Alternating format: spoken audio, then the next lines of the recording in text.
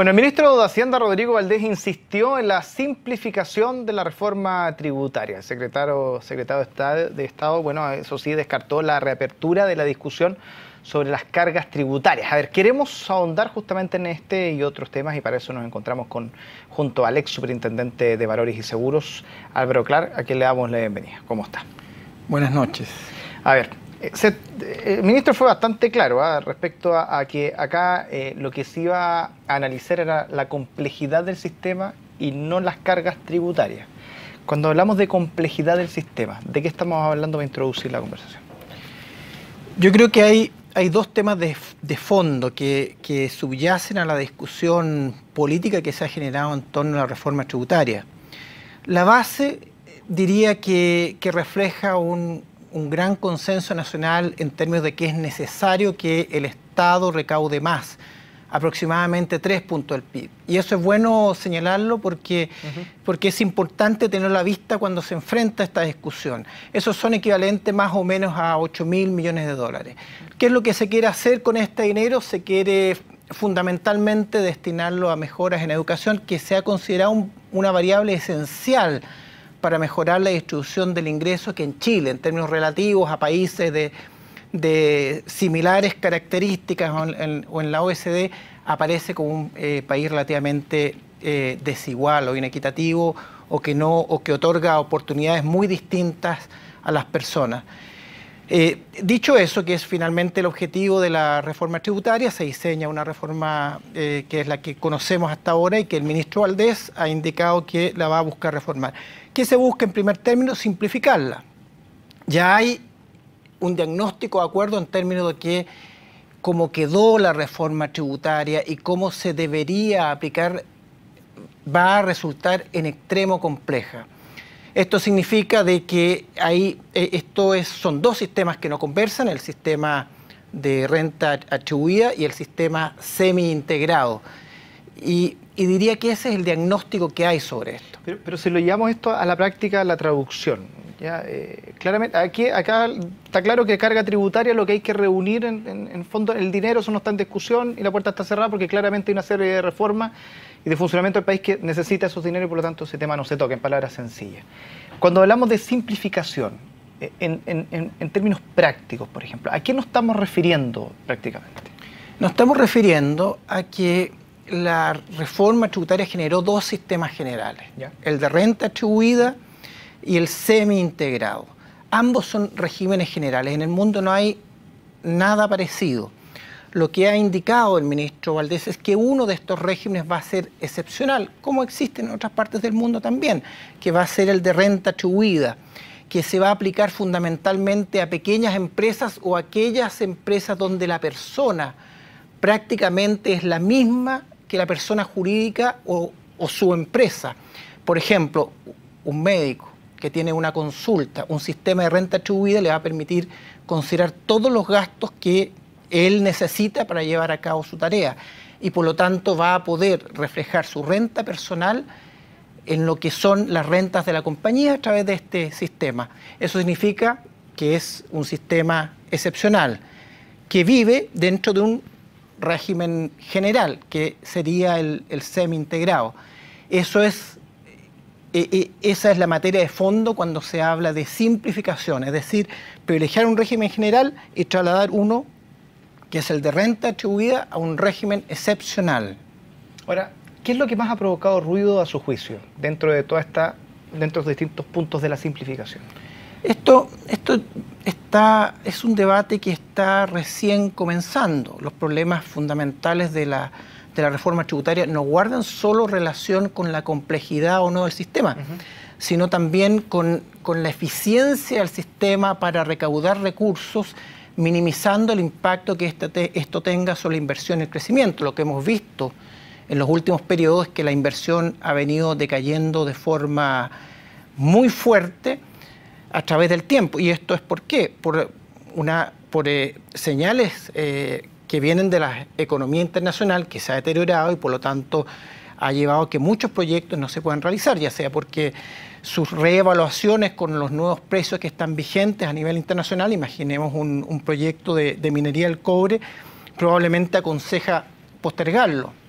Sin embargo, también hay un amplio consenso en que una parte de esta caída en la inversión guarda relación con un sistema económico que está generando un conjunto de incertidumbres por las reformas que se están llevando a cabo en distintos ámbitos, constitucional, laboral y, por cierto, la reforma tributaria y su futura implementación. Por lo tanto, esta es una discusión que a futuro, sin lugar a dudas, también va a tener un debate en torno a cuál es la tasa óptima o más eficiente para recaudar estos recursos. Y volvemos al punto inicial, que son los 3 puntos del PIB.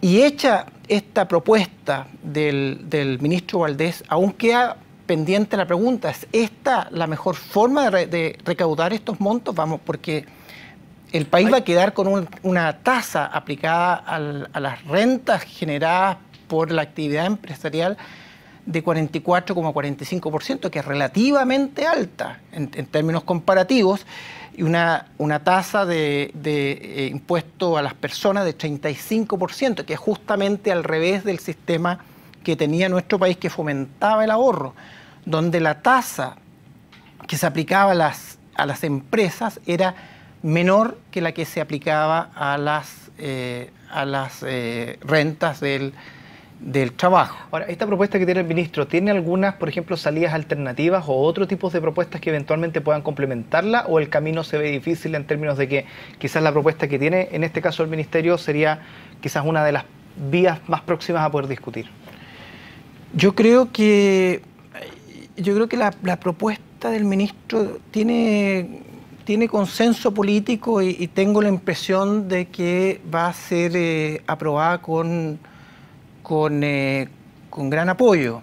Sin embargo, creo también que se va a abrir necesariamente el tema respecto de cuál es el sistema tributario óptimo que debe regir para nuestro país. Afortunadamente hay tiempo para discutirlo, ya que todavía falta más de un año para la entrada en vigencia de las primeras etapas de la reforma.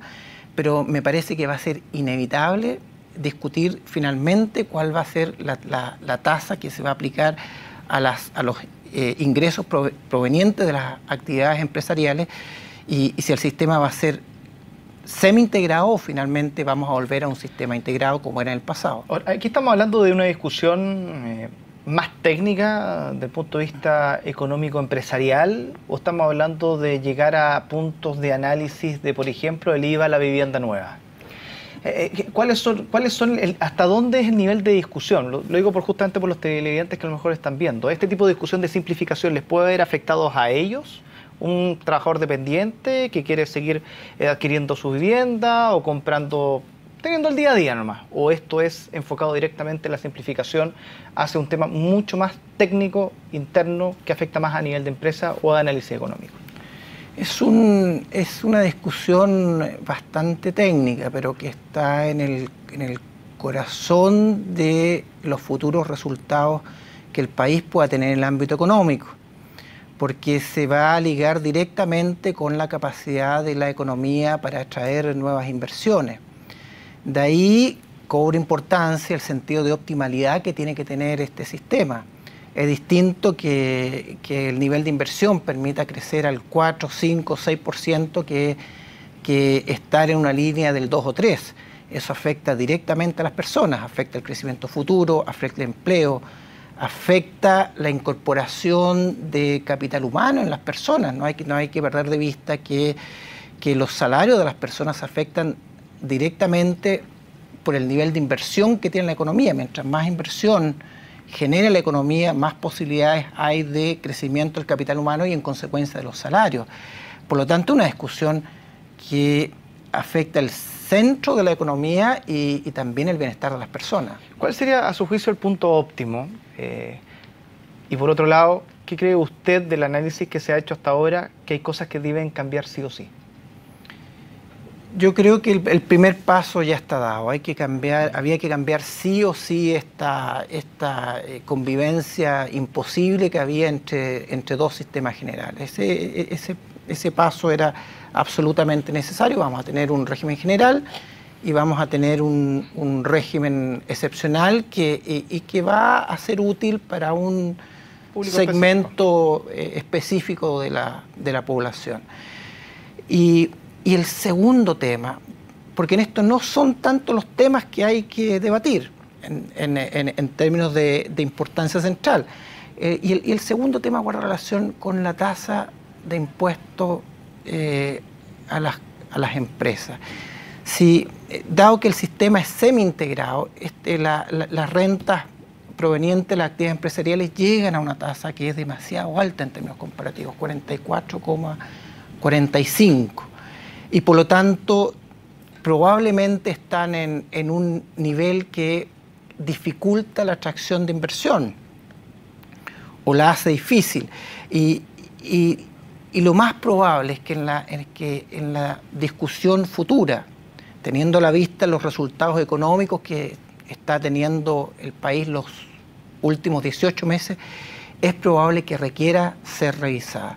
Y creo, y esto es un juicio personal, que la mejor forma de hacerlo es integrando el sistema, es decir, que el 100% de los impuestos de primera categoría puedan servir como crédito finalmente al impuesto de segunda categoría. A mi juicio es mejor una tasa de segunda categoría marginalmente más alta, en vez de 35, un 40%, por ejemplo, y bajar y integrar los sistemas, que una combinación que hoy día está más bien al revés, con una tasa del 35% para las rentas de las personas, pero si estas vienen de actividades empresariales llega al 44,45. ¿Qué dice la evidencia internacional respecto a, por ejemplo, situaciones similares a las que haya tenido Chile? ¿Existe algún país comparativo donde tengamos un poco de dónde agarrarnos para generar ejemplos que sean abordables en la discusión en Chile?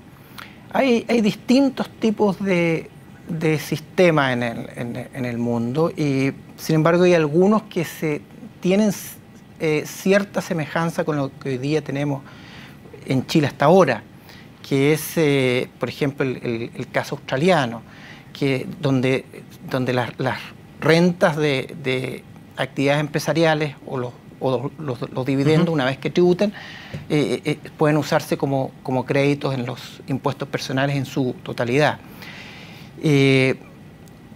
Pero el elemento fundamental es que en general los sistemas que fomentan el ahorro, es decir, aquellos que más bien se enfocan hacia el consumo, sea a través del impuesto a la renta o el impuesto al valor agregado, tienden a fomentar más la inversión.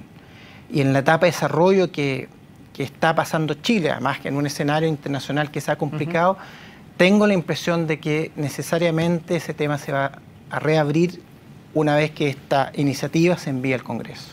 Ahora, aprovechando ahí, para dejarlo claro, ahí su ex cargo de superintendente de valores y seguros, esto, pregunta bien concreta en términos de lo que ha pasado con la superintendencia de pensión, en esto de esta fusión de AFP Cuprum con Argentum, que hay una polémica más o menos importante entre la ministra Jimena Rincón con Tamara Agni, que es la superintendente.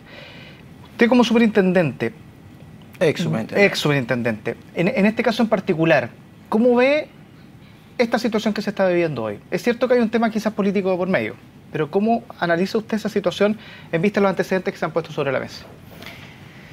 Sin entrar al tema de fondo que ha dado origen a esta discusión, creo que hay un valor esencial que tiene este país y que ha sabido construir una institucionalidad de largo plazo. Las superintendencias tienen autonomía y ha sido así desde hace muchos años, y esa autonomía ha sido respetada ampliamente por todos los gobiernos que han estado en el poder de distintas tendencias políticas. Esa responsabilidad recae particularmente en los superintendentes. Y esa autonomía que permite la independencia de juicio para fiscalizar y controlar lo que ocurre en los distintos mercados, porque hay mucha superintendencia, es un elemento fundamental de confianza en el ambiente económico que ha tenido Chile los últimos 30 años. Eso le da certeza a los agentes que participan en esos mercados, tanto los oferentes de servicios como los consumidores que están frente a están siendo regulados por una entidad que va a actuar con esa autonomía de juicio. Y eso es lo complicado que veo cuando se envía este oficio a la Superintendente de Pensiones. Creo que se está produciendo una intervención, o mejor dicho, una interferencia que puede poner en duda la política de autonomía, que además está en cada una de las leyes respectivas que rigen las actividades de la superintendencia, y que hasta ahora ha sido y que forma parte esencial de la institucionalidad económica de Chile. Y de ese punto de vista el tema no es menor. Yo no me imagino que el día de mañana esto abra pie para que otros ministros crean que pueden influir en las decisiones que los superintendentes tienen la potestad de hacerlo de manera autónoma y con la mayor independencia de juicio. Álvaro Clark, muchísimas gracias por estar junto a nosotros. Okay, gracias. Que esté muy bien. Buenas noches. Y